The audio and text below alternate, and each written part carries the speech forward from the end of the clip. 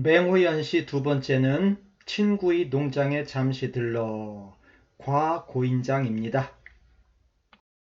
지난 시간에도 맹호연에 대해서 한번 봤는데 다시 보지요.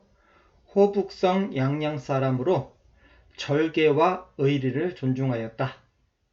고향의 농문산에 숨어 살면서 시 짓는 일을 즐겼다. 40살에 장안에 나가 시로 이름을 날리고 왕유, 장구령 등과 교유하였다. 그의 시풍은 왕유의 시풍과 비슷하며 도연명의 영향을 받아 오원시에 뛰어났다. 격조 높은 산수의 아름다움을 읊어 왕유와 함께 성당, 산수전원시를 대표하고 있다. 맹양양으로도 불리며 저서에 맹호연집이 4권이 있다. 친구의 농장에 잠시 들러 과고인장 지은이는 맹우연이지요. 한 줄에 한 구가 5자로 되어 있습니다. 5자로 된 것이 2개가 묶여서 한 연으로 되고 그런 연이 4연이 모여서 된 시입니다. 이와 같이 2구가 모여서 한 연이로 되고 그 연이 4개가 모여서 된 시를 율시라고 합니다. 율시. 그런데 한 줄에 글자 수가 5자이기 때문에 이런 시는 오원율시라고 하지요. 한 줄에 글자 수가 7자라면 7원율시가 되겠고요. 자, 그리고 짝수구 끄트머리 발음이 아로 되는 가사바화라는 운을 넣어서 리듬을 맞추고 있습니다. 해석을 한번 읽어보지요. 친구의 농장에 잠시 들러 맹호연. 자, 첫 번째 연입니다. 옛 친구 닭과 기장 갖추어 놓고 나를 청하길래 그의 농장에 갔네. 첫 번째 연입니다. 어떤 사건이 일어나게 된 동기를 얘기하죠. 친구가 안주를 갖춰 놓고 술 친구를 불렀네요. 파란 나무들은 마을가에 둘러있고 푸르른 산 성곽밖에 비켜있네. 그의 농장에서 바라본 주변의 풍경입니다. 창을 열고 채마밭 바라보며 술을 들고 뽕 이야기, 삶 이야기를 나누네. 자, 이제 술을 마시면서 술자리에서 하는 이야기를 적어놨습니다. 9월 9일 중양정 이르기를 기다려 다시 와서 국화꽃에 다가가야지. 자, 마침 보니까 국화가 자라고 있는 것을 보았나 봅니다. 저 국화꽃이 필 때쯤인 9월 9일에 다시 와서 국화주를 한잔 해야지 하는 친구와 그냥 담담하게 사귀고 있는 내용을 읊은 시네요. 자, 이제 해석해 보겠습니다. 고인 구개서하고 요와 지 전가라. 고인 옛꽃자 사람인자 옛날부터 알고 지내는 사람 친구란 얘기네요. 가출꽃자 닭개자 기장서자. 개서는 밑에 볼까요? 닭과 기장 시골의 잔치 음식 깊고 두터운 정을 상징한다. 자, 집에서 기르는 닭을 잡고 기장밥을 했네요. 이렇게 잘 갖춘 음식을 개서라고 합니다. 앞으로도 종종 잘 갖춘 음식이란 말로 개서가 등장할 겁니다. 고인 친구가 탑 잡고 기장밥을 갖추어서 잘 음식상을 차려놓고서 나를 맞이하길래 나를 청하길래 전가 농장에 이르렀네. 옛 친구 닭과 기장 갖춰놓고 나를 청하길래 한잔하자고 청하길래 그의 농장에 갔다네. 녹수는 천변합하고 청사는 곽에살아. 녹수 푸른 나무는 촌변 마을가에 합해 있고 삥 둘러져서 합쳐 있고, 즉 푸른 나무는 마을을 둘러싸고 있고 청산 푸르른 산은 성곽자입니다. 외성곽이라고도 하고요. 안에 있는 성을 성이라고 하고 밖에 있는 성을 곽이라고 했습니다. 이중으로 된 성을 얘기죠. 멀리 있는 성을, 멀리 두른 성을 곽이라고 하겠죠. 푸른 산은 곽에 살아. 푸른 산은 마을을 둘러싼 성의 밖에 비껴 있다. 성 밖에서 푸른 산이 또 병풍처럼 둘러있는 모습인 것 같습니다. 자, 녹수는 촌변합하고 파란 나무들은 마을가에 둘러있고 청사는 곽에 살아. 푸르른 산은 성곽 밖에 비껴있네. 이것은 친구의 농장에서 바라본 주변 풍광이네요. 개헌 면장포하며 파주 화상마라. 개헌 창을 열고 농막의 창을 열고 장포 논밭장자에다가 채마밭 포자입니다.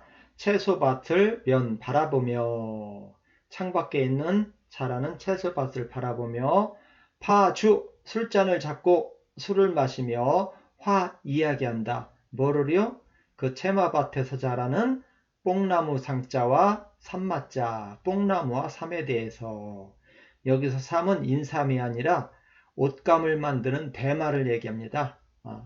뽕나무도 결국은 뽕잎을 따서 뇌를 키워가지고 비단을 짜는 그런 재료죠. 뽕나무나 삼은 전부 다 옷감을 만드는 재료입니다. 개헌 창을 열고 장포 채마밭을 면 바라보며 파주 술잔을 들고 술을 마셔가며 상마 뽕나무와 삼에 관한 화 이야기를 나누네. 자, 정치 얘기하는 것도 아니고 고상한 얘기하는 것도 아니고 농사 얘기, 주변에서 보이는 작물의 이야기를 한다는 얘기네요. 대도 중양일하여 환내 최국하라. 중양일, 양수가 중거듭되는 날, 중양절이라고 해서 음력 9월 9일을 중양절이라고 합니다. 중양절이 도 이르기를 대기다려서 환내 돌아와서 다시 와서 국화에게 취 나아가리라.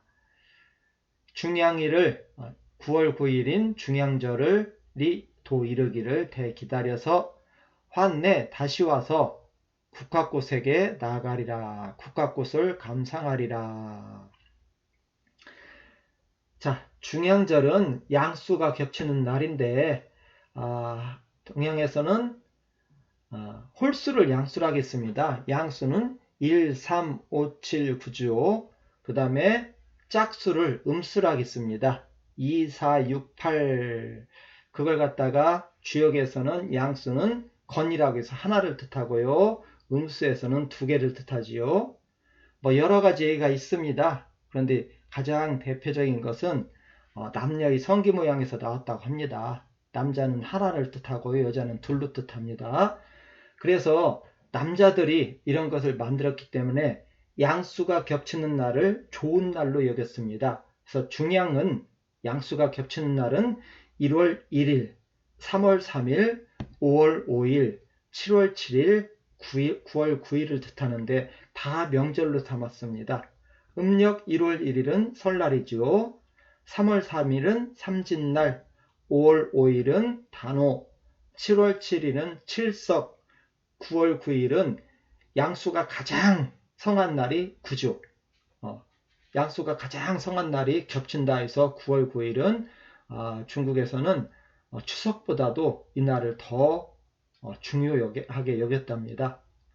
9월 9일이 되면요, 식구들이 모여서 빨갛게 익은 산수유를 꺾어서 열매를 머리에 꽂고서 높은 곳에 올라가서 양기를 받았다고 합니다. 그러면은 1년의 액이 사라진다고, 병이 사라진다고 해서. 산수유를 꽂은 것은 아마 옛날 귀신들은 빨간색을 싫어한다고 해서 그랬던 것 같고요. 또 이날은 9월 9일 날 딴 국화가 가장 향기가 좋답니다. 그래서 9월 9일 날 딴 국화로 술을 담아서 친한 친구와 같이 술을 먹는 관습이 있었습니다. 그래서 여기는 중양절은 9월 9일 날을 뜻합니다. 그날은 국화와 관계된 날입니다. 그래서 이렇게 했네요. 중양일에 9월 9일이 도 이르기를 대기다려서 환내 돌아와서 국화꽃에게 나아가리라. 국화를 감상하리라. 국화주를 마시리라. 그런 얘기겠지요. 맹우연은 참 행복한 삶을 살았다고 할 수 있을 것 같습니다. 맹우연이 살았던 689년에서 740년까지는 측천무후와 현종 때인데 이 기간은 중국 역사상 보기 드문 평화로운 때였습니다. 넉넉한 집안에서 태어났으니 40살 될 때까지 직장 걱정할 필요가 없었기 때문에 관직에 나갈 생각을 하지 않았을 테고 40살에 진사시험에 응시했으나 낙방하여 당시 간신이었던 고력사와 1인보의 횡포를 겪지 않을 수 있었지요. 당나라는 맹우연이 사망한 15년 뒤인 755년에 일어난 알록산의 난으로 대혼란에 빠지는데 맹우연은 알록산의 난을 겪지 않은 세대이니 태평성대의 평화로운 분위기에서 산수전원시를 마음껏 창작할 수 있었던 것 같습니다.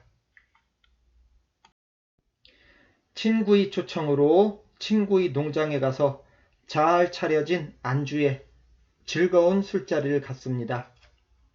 마을은 파란 나무들로 둘러싸여 있고 마을을 둘러싼 성 밖으로는 푸르른 산이 보입니다. 들창을 여니 농작물이 자라고 있는 밭이 눈에 들어오네요. 복잡한 정치 얘기는 집어치우고 밭에서 자라는 뽕나무나 대마와 같은 농작물에 관한 시시콜콜한 이야기를 주고받습니다. 집 한쪽에는 국화도 자라네요. 국화가 절정일 가을 9월 9일에 다시 와서 친구와 국화주를 마시겠노라 친구와 약속합니다. 친구의 농장에 잠시 들러 과고인장 맹호연 옛 친구 닭과 기장 갖추어 놓고 나를 청하길래 그의 농장에 갔네. 파란 나무들은 마을가에 둘러있고 푸르른 산 성곽밖에 빗겨있네. 창을 열고 채마밭 바라보며 술을 마시며 뻥 이야기 삼 이야기를 나누네. 9월 9일 중양절이 오기를 기다려 다시 와서 국화주를 마시며 국화꽃을 감상해야지.